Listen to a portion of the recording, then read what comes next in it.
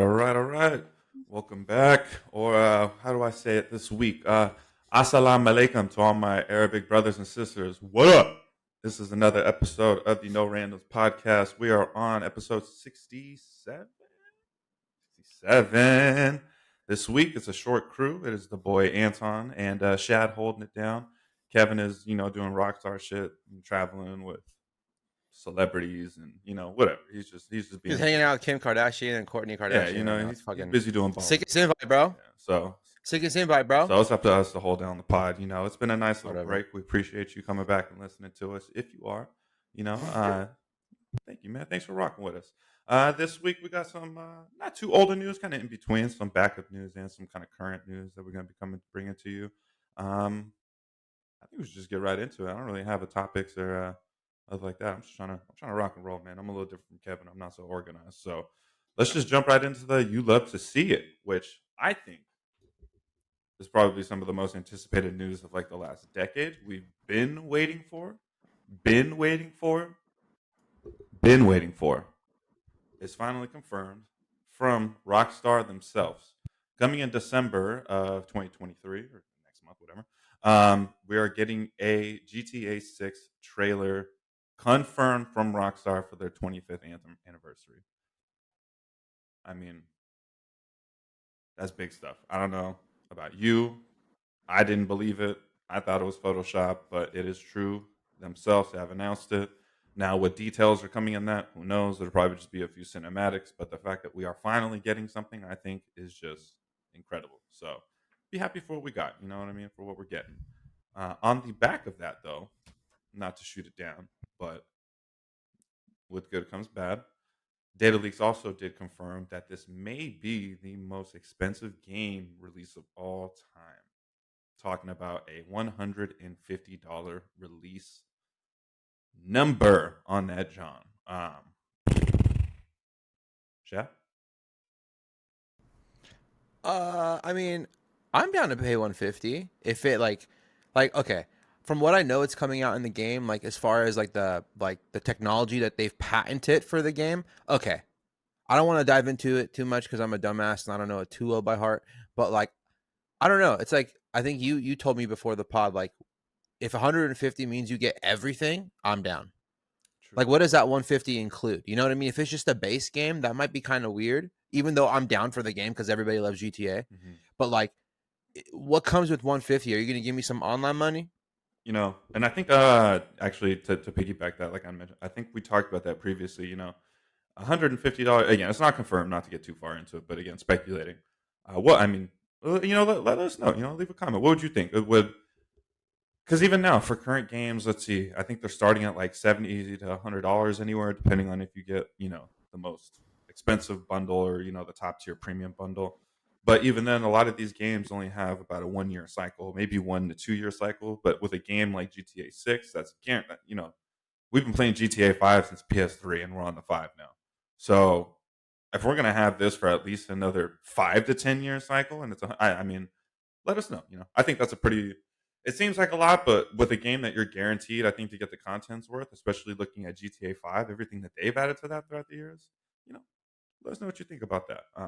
I thought that was a good. You love to see it though. That's definitely some good news, especially to finally be confirmed. It's not like rumors say this time. The boys themselves are finally letting us get it. So shout out to Rockstar, man. We keeping an eye on y'all. We appreciate y'all, man. And let's go ahead and jump into some industry business news. Actually, kind of fits perfect with that piggybacking, talking about playing from the PS3 to the PS5, coming out this month.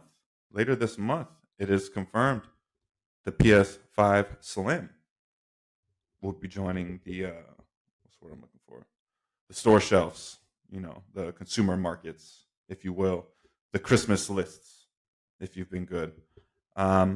These are rumored to be about 30% smaller PlayStations, still involving the disc drive. If you're old school and like to buy the games, you still got that option.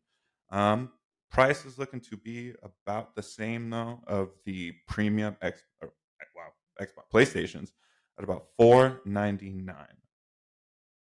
So pretty high price there because I think currently the digital model is $399, or is it opposite? The disc one is $3.99 and the digital is $4.99. I think it's the other way. Other way? Okay. I should probably know this, but whatever. Either way, there's a $3.99 and a $4.99 option now, and the new PS Slim coming out at the end of this year will be about that $4.99 mark, but less bulky and obelisk looking. So there's some bonuses to that. So keep that in mind. Also, shout out to PlayStation. I mean, they're just keeping it hot this month with the products. We got pre-orders for the PS handheld that started starting on November 15th. Today's the 12th, so if you're listening to this, it'll probably be about the time you listen to this.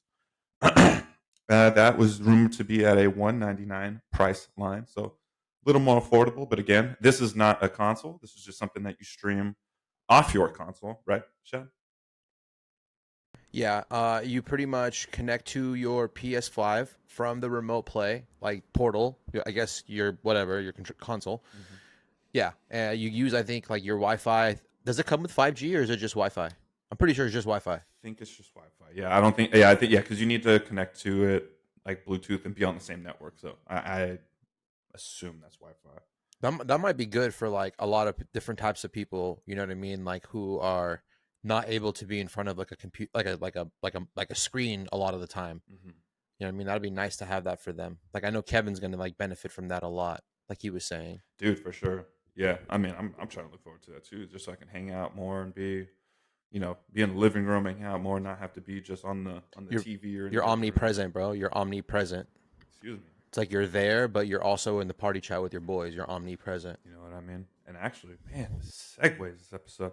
On the back of that, coming out this month too, which actually did already, pre-orders did start November 10th if you're listening. So go ahead and get on Walmart or Amazon. They are started for the headsets. So PlayStation is going to be dropping their own exclusive headsets, a over-ear and in-ear buds. Of course, if you've been listening, we've been talking about this, and we are stoked for these.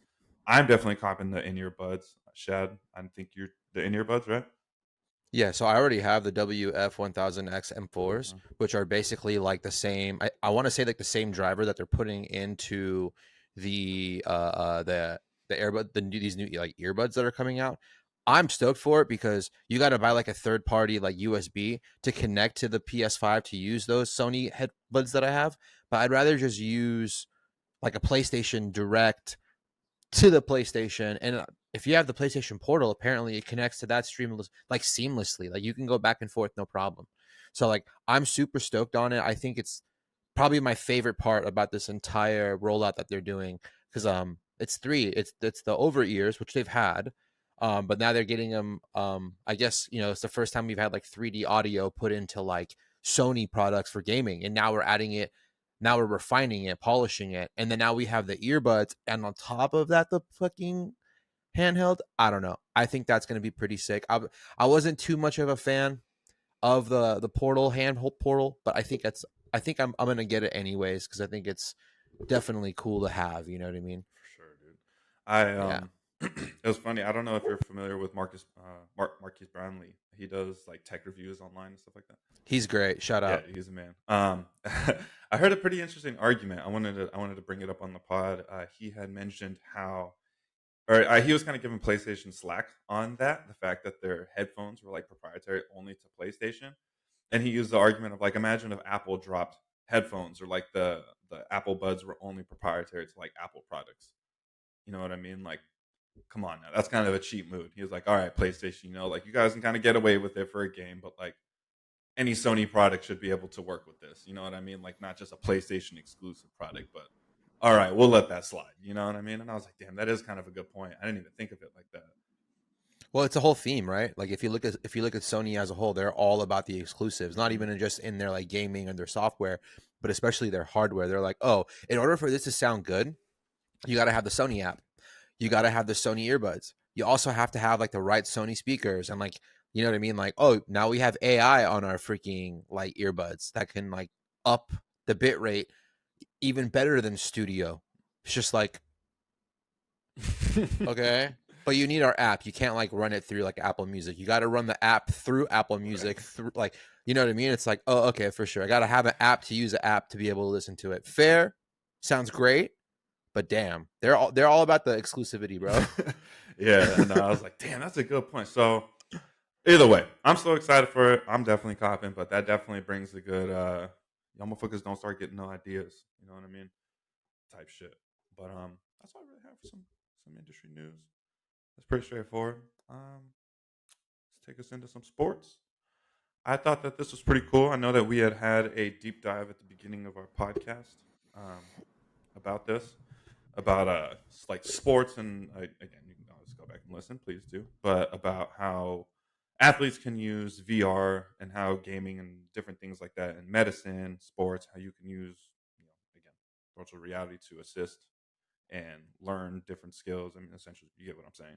And so, using it to modern day sports, big team like Real Madrid, I'm sure everybody's heard of them, probably one of the biggest soccer teams in the world. One of their starting midfielders, I'm probably going to say this wrong because it's French, Aurelien Tchouameni, young brother. He is a defensive midfield for them. This is a bit older, so you may have heard of it, but if not, shout it out. They were in a Champions League game against Napoli, and of course, at the time, their defensive line was going through woes. So he ended up having to step back from the midfield into the back line and partner with Antonio Rudiger, another one of their center backs. And I thought this was really cool. One of the ways that he really learned the positioning and ways to learn offside was with a headset, virtual headset, just playing at home. He just, of course, had real life practices with his partner and training, and then would go home and put on his headset, and they would just simulate a training, and he just learned the position. And I mean, what the hell, dude?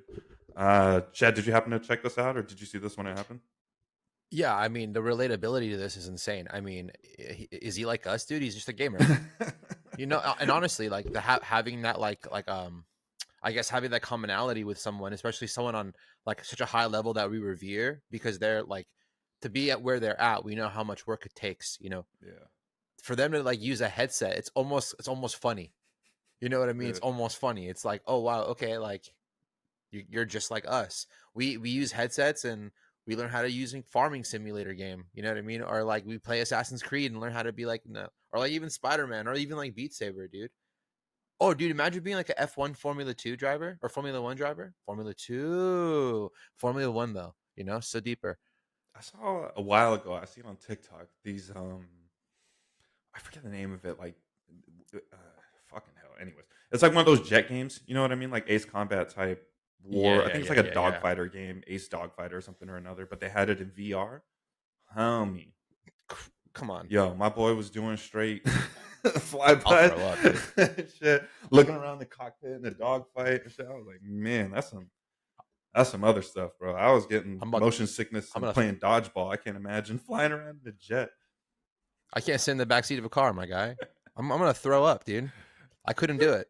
Yeah, so shout that out, man. I thought that was pretty cool. I mean, literally the fact that we had talked about this month, like I think actually about a little over a year ago now, and then now here you go, we're hearing about it in the news. So it's like, maybe onto something, man. We're not over here just ranting. And actually, kind of funny, Shad, you hit that one on the nail about a farm simulator. I thought that this shit was hilarious too. AJ Dillon, who's a running back for the Packers, motherfuckers caught this dude on a farming simulator the night before a game. I guess on like his first ever live stream. This fool just went live. Who's like, I'm gonna go on live stream. That's amazing. So zen. He was probably so zen. He was in the most zen mindset. He was like, I'm just gonna be a farmer today. He was, dude. He was like, Chad, we got to get this farm up, man. I don't know what you guys want from me. I ain't going to sleep yet. We got to get these crops going. We got to feed these animals, man. Like, don't worry about it. Where's the harvester? Right. Where's the harvester? Right. Motherfuckers were tweeting out and shit. One of the tweets on the thing was like, imagine you got this motherfucker on your fantasy league, and the night before a game, he's up at midnight playing Farm Simulator.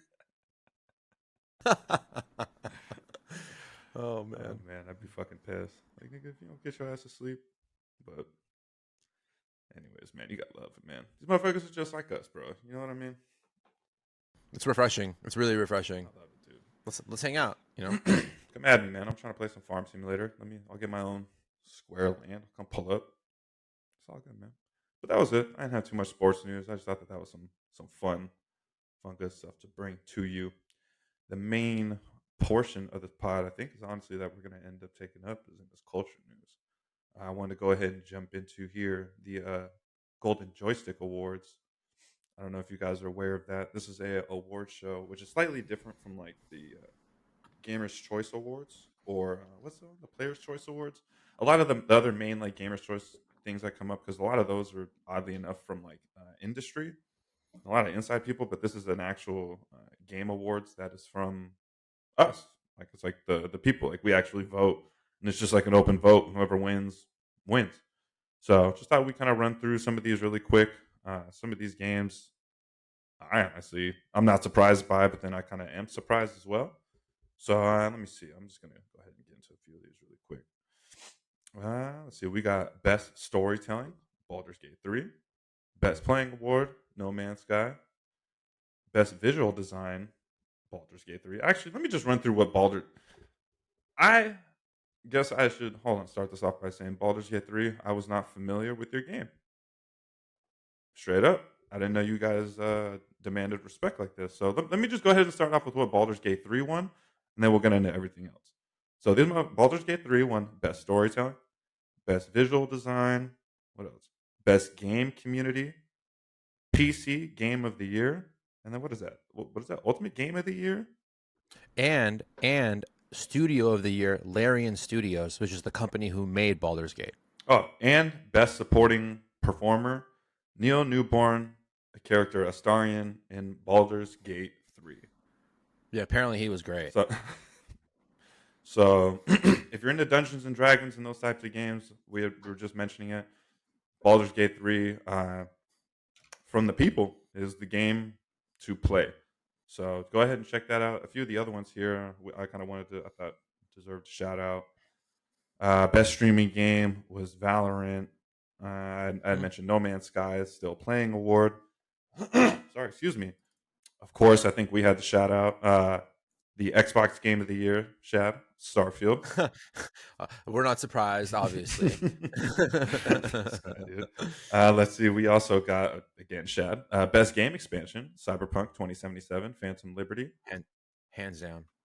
Best Indie Game, shout out Kevin. He saw fucking Diamond in the Rough, Sea of Stars.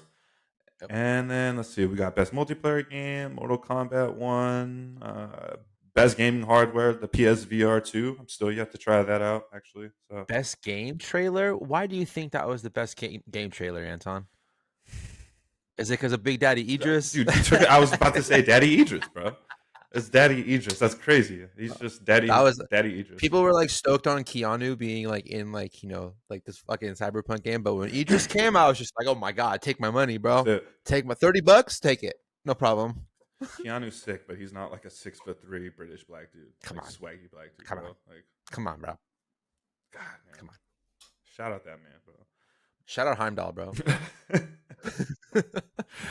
I think that's oh, and then lastly, I guess sorry. Nintendo Game of the Year, of course, The Legend of Zelda, Tears of the Kingdom. Facts. So actually, I saw that this one was kind of surprising for PlayStation Game of the Year, Resident Evil 4. There's a huge following for that. I'm not part of that following, but it's such a cult following that it's like they revere it. They revere it as one of like the games that like we revere. Like we revere games that like God of War. You know what I mean? Like I revere like Spider-Man, like that's Tsushima game. You know what I mean?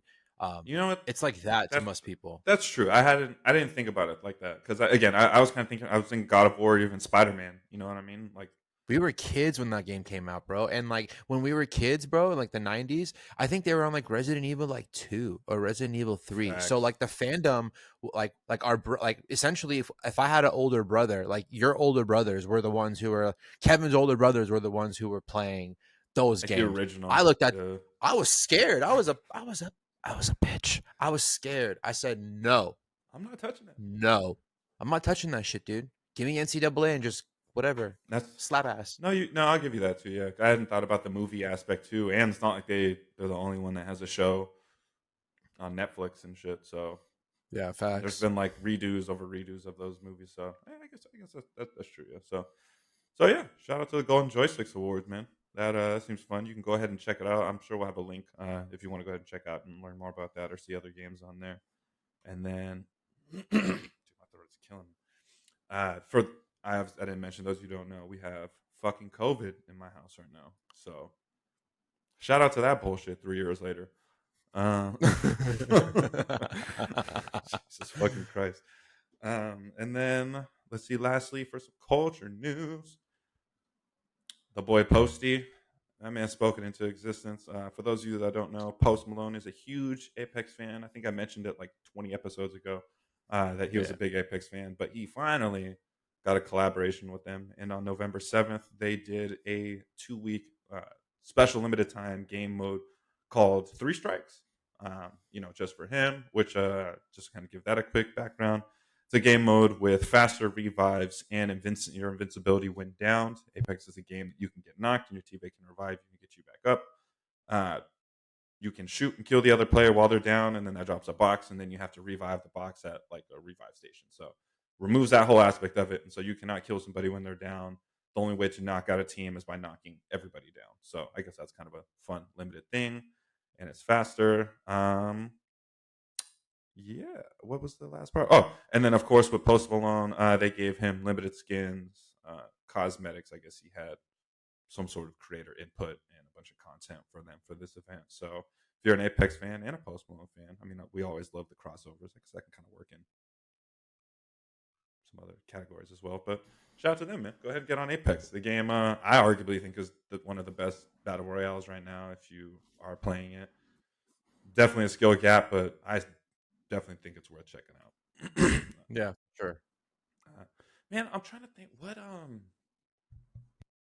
these rapper crossovers. This is another that's another big name because the first one I think to do it, I think was Travis Scott at that concert, Travis Scott, right. and then And then they did the release with like they ended like like athletes and stuff like that, like celebrity athletes like Messi, Pogba, Neymar, and then they did it now with Nicki Minaj, 21 Savage. Au- Did they do Offset? Am I dumb to assume no, they that they did didn't. it with They didn't do Offset?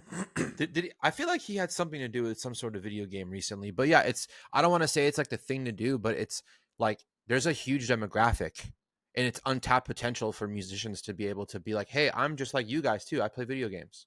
Yeah, You know what I mean? Like but I think it's kind of more meaningful when the person actually plays the game and knows. And this Post Malone situation, I think, is one of those instances. I think this kind of happened. I think through a video that was viral that we had seen where I think there was some interaction and he was pretty much talking about Apex and he was like, I think he was in an interview yeah, and they asked yeah. They him. did an interview at his house, or they did Mhm. like a home tour or something like that of his house in like Colorado. Because He lit up. He lit up, my man. yeah, He reveres the game. He's like, yo, this is a phenomenal game. And I think if you're part of the gaming community and like you're into the FPS battle royale, I don't think there's very many people. And if they are, they're haters. Sorry, you're a hater. But like that is by far one of the best games for that genre. Period. I don't even play it. I'm not good at it, but I can look at it from a distance, and be like, that is such a good game. yeah. You know what I mean? Especially now because they have the cross Oh, play dude. now, right? Yeah, that was actually a big thing with the latest season of Apex. They brought in cross integration. So they had crossplay, but then they finally brought cross integration, which is huge for a game that has Apex Mobile. You can play it on Xbox. I mean, again, with cross network, you can for somebody like me, or even us, we could play it on Xbox, PC, PlayStation, and our phone, and all that progression. But before, it wasn't leveling up. So you were leveling up 4 different accounts. Or if you bought cosmetics on like the PlayStation, then if I got on my Xbox, I wouldn't have any of my skins or any of my other stuff. So the fact that I can now cross use all of those things, I mean, on a free game too, and I mean, I'm not even trying to give Apex their big I, like, I I forget that it's a free game sometimes. yeah, Holy yeah, shit! it's a free Wow. game. Like, doesn't cost anything. You can just download it on all platforms, and all your leveling goes together. You can literally play that game 24/7 if you wanted to anywhere, and it all goes. So shout out to Apex, man. They're doing it right. I thought that's some big stuff, big collabs, good all around. Enough rambling about that shit. Lastly, Speaking of FPS, right. Lastly, I kind of wanted to close this out with some reviews of the biggest games I think we're playing. I'm obviously stoked. Modern Warfare 3 just released. That came out 2 days ago. That has been a complete ball. Shad, you care if we get into that? please hit it, my man. All right, I'm gonna try to keep this short and sweet. So I enjoy it. Modern Warfare 3 is really good. It's the move. I know it sounds really silly, but the whole movement thing is so much nicer for Modern Warfare 2. It doesn't feel so stiff. It's the throwback that I'm used to, and I've always kind of. I mean, I played with either one, don't really complain, but I like it. Graphics are fire. They brought back a lot of their old maps from obviously the old Modern Warfare 2s back to 2000. What was it, 8? I think. So I mean, it's just fun playing those. I think all the boys are on it. Adrian's got it. Obviously, you got it. Nick copped it. Mike copped it. Marcus got it. So we got a ton of people playing. We got full squads. It's just fun. I don't know. I really don't have any complaints. I think people can kind of look for complaints or get mad about stuff. And I mean, sure, it's not a perfect game. I'm sure there's little things that they could fix, um, like the mini map things. Like if you get a UAV that doesn't show you, like it'll show you where an enemy is, but it doesn't like identify if they're like below or above. It just shows it like in an area. So you know, like little things, little tweaks that like they could fix, but nothing that's like, oh fuck this game, you know. So I like it, man. It's good. The content is good. I think it's in a very good place. Like, unlike when the game first came out, like Modern Warfare 2, when that came out, everyone was furious because it just had such a lack of content. And I really don't think that's an issue with this one. They fixed the gunsmithing upgrades tremendously.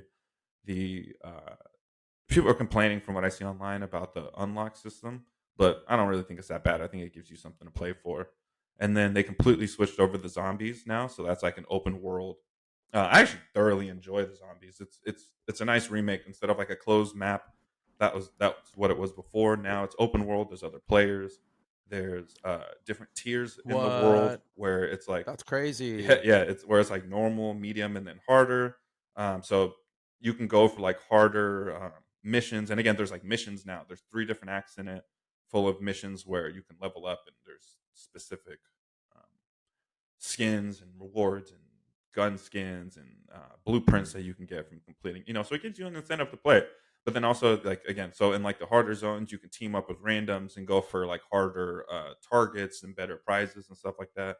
But you have an hour time limit to where you need to get out and extract with the stuff that you have, or if you don't, then you die and you lose it. So I kind of like that aspect too, you know. So as you need to survive and then get out with your stuff to keep the good stuff, and if you don't, then you completely restart. So they kind of took DMZ and morphed it with zombies. So I got no complaints. Multiplayer is fire. Zombies is fire. We're Warzone is gonna get an overhaul in the next month, so I guess we'll have to wait and see with that. My actually no, I'm sorry. My biggest complaint would be the campaign.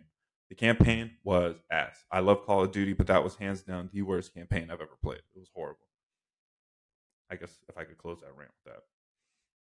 I was playing it. I think I got like halfway through, and I was enjoying it. But I'm gonna finish it, and so I could be on that level with you because I was just looking at like a lot of the visuals, a lot of the acting, kind of just amazed by that. Haven't really been focusing too much on story at like storyline, if that's what you're talking about. But I am like blown away by like the cinematic aspects. Yes, Like I agree with that. not like the secondary cinematics because they have those two where you could skip, but the ones where you can't skip, you're like, when did it get this good? Yeah. Like when did it turn into a movie? This is a movie. So I will agree with you on that. Yeah, the cinematics are fire. The whole story is the story's good too. I won't really shit on it. I Okay. think it's just the and again, not to be nitpicky, but I just don't like the feeling of like the Warzone isk. Like I've always played Call of Duty with kind of that like driven, like what's the word I'm looking for? You know how it's kind of like that driven story. Like you can't really beat off the path. You just kind of got to go through it. But like the missions were very unique to like specific things, or like you know somebody died, and it's like I just didn't get that with this game. I didn't like the. I mean, I think that maybe it was just too often. The whole like you know, all right, there's this objective here, and then there, and there, and then there's just scattered AI, and you got to do all those things, and then go on. Like again, if that was like here or there, maybe. But the fact that there was like multiple missions like that, I think was my only thing. I was like, I feel like I'm just playing. I'm Okay. just playing Warzone. I'm just running around plating up, shooting, and just doing like Yeah. missions in Warzone. You know what I mean? Unlike playing an actual story. So that's the only thing that kind of threw me. That kind of threw me off, I guess. But Hmm. I don't know. Honestly, that's a really good perspective to think about. Like I remember playing that. I was like, this is kind of repetitive. Like I'm kind of noticing like the same style missions over and over and over. Yeah. I was thinking one thing when I was playing the game. I was like, I love these like go in, infiltrate, be silent or maybe kill everybody, Hmm. whatever. I don't like play video games like Call of Duty for that. I look at it for me being on like a war zone and I'm like fighting one side with another. I think that's why I like Battlefield so much more. Hmm. Especially recently that they've like overhauled everything. Yeah. It's literally just you take over parts of a map. It's very uniform, but at the same time, it's like not over the top. Like I don't know. I kind of noticed that with the story. I have to agree with you. It seemed very just like okay, go here.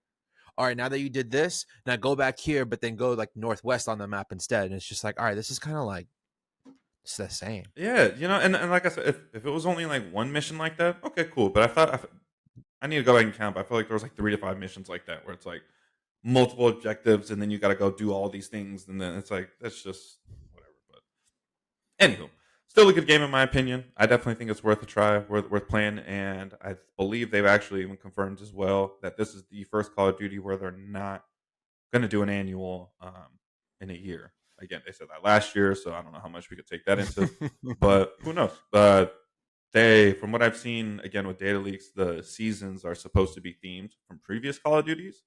So, because I think this is their 20-year anniversary, the Call of Duty's 20-year anniversary. So, this first season is supposed to be rumored off of like Advanced Warfare.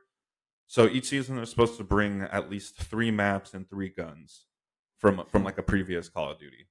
So like the first one, 3 maps from Advanced Warfighter, and then 3 guns, and then 3 maps from like Cold War, 3 guns. hopefully, hopefully they bring Nuketown, bro. I love Dude, Nuketown. I know if they can get Nuketown and shipment server would be the best thing in the world. just cracked out all day, bro. Nuketown shipment 24/7. I need it, bro. Yeah, yeah, yeah. I'll take my fucking PS Portal to the gym. I don't care. Catch me on a fucking incline treadmill, just playing my PS Portal like fucking Call of Duty with my earbuds on, bro. What's up? Just keeping my fucking heart rate well above 120, dude. What's good? Solid 150. Let's go, baby. Yeah, man. And then but yeah, that's pretty much it for my Call of Duty rant. If you're still listening, fucks with you. Shad, I know we wanted to get into some Spider-Man too, man. I love that. Do you want to go ahead and take the reins on this? Yeah, dude. I'll keep it short and sweet for this because the game I would probably define as very short, very sweet. I give the game I wouldn't say 10 out of 10 because if I had to think about it, it's not a 10 out of 10. Like I feel like 10 out of 10 games, you're like, no, that's a 10 out of 10. Shout out Baldur's Gate. I'll give it a 9 out of 10. I love the story. I love the GTA approach of being able to choose between Miles and Spider-Man. That was super cool. Yeah. I don't want to give too much away. Obviously, you use the black suit and it's phenomenal. There's a bunch of different like suits that you can unlock, even more than like the last few like Spider-Mans that they've had. Like I was surprised about how many awesome intricate suits that they had. And there was one for Peter where you can get it's like a noir, like 1920s Oh yeah, style yeah, yeah. suit, but it comes with this like comic book effect. So it's like every time you do something, it's kind of like choppy. So it's not like perfect. You know what I mean? It's like And pixelated. yeah, in a way, yeah, sort of, yeah. But yeah, it just there was a lot of cool aspects of that. You can kind of have your own style of how you play that game, but the story was really good. I loved playing as like the big Brawlic Venom, just rampaging. It doesn't show you that like when they're releasing the game. It only shows you like you being like skinny UFC fighter style body, but like at some point, said character becomes big fucking Brawlic, like which is my favorite out of the whole Spider-Man like universe. I think Venom is my favorite, and it's the same thing with Dragon Ball Z. Brawly is one of my favorites. You know what I mean? I can't help myself. But the big Brawlic dude who's just angry and just wants to eat people, bro. That's how do you not relate with that? You know what I mean? Like, how is that not a thing? But it's an awesome game. I don't want to call it Game of the Year because Baldur's Gate will take that title. But if it was a second Game of the Year, I'd probably say Spider Man. Like the loadout was really cool. The way that they released everything was really cool. Just everything. It's a brand new idea of what Spider Man is. Not even anything from like the comics. It's like they took like 6 different timelines and put it onto one. Also, speaking of timelines, shout out Loki. If you watch season 2 of Loki, best finale, best character arc. I know everyone says Tony Stark's like their like favorite Marvel character. I respect that. Nah, bro. Tom Hiddleston, Loki is hands down. He put Marvel on his back, bro. Dude, He put Marvel on his I saw back. the spoiler for that. I'm not. I won't. I will try to keep it vague about like him carrying.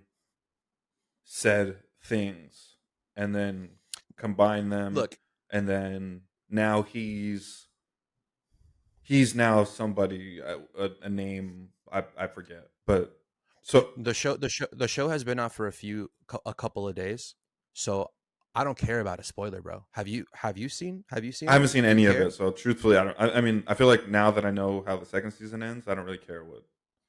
Mm. I don't know. But I mean, I don't give a fuck. But you can tell me.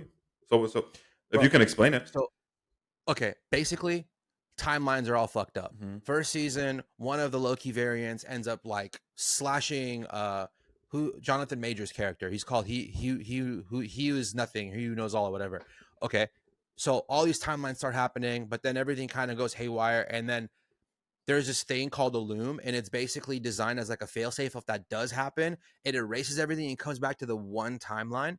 So Tom Hiddleston has to essentially decide: do I want to go back to the one timeline and erase everything, or like, do I figure out a way to save everything? But how am I going to save everything? So I don't want to get into how he did it, because it was like some like cool like Inception shit. You know what I mean? I was just like, okay, this is kind of cool. Like, I like this. But yeah, at the end, you see him walking towards this like throne, and it starts to like get gold and grow in gold, and then like he just takes all the fabrics of all the different timelines and squeezes it together like he's doing one of those like peck fly thing Yeah, machines yeah. I at the seen that. gym, and then it turns into like this Like a tree. vi- yeah, it's like a Viking tree. Like the tree starts Oh, with like a that's Y. right. I It's saw like a that. That's Y like D Norse. I That's like Norse some mythology. The Ixol something tree or something. exactly, and then the tree itself houses all nine realms, but then also houses like all the fabrics of like the current universe. How do I pronounce Yggdrasil?